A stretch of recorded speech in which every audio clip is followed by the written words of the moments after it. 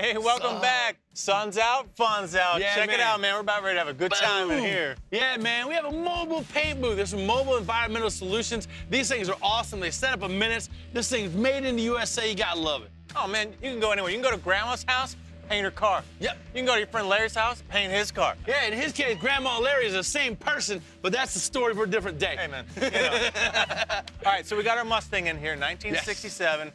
Rear quarter panel, been kind of wiped out years ago, all wrinkled up. But, right. you know, since we stripped it down. Yeah, since we use dustless blasting, it's just raw metal exposed. You don't want to have that out in the open, so we're going to seal it up, throw a little epoxy in there. That way it allows him to score some other parts, and he can put it together at his own time and patience, right? That's right. All right. You get to town, man. I'm have in. some fun. I'll come check on you a little bit. Okay, man. I'll see you in a little bit.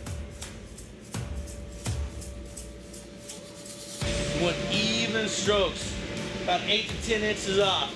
Don't stop in the middle of the panel, ever.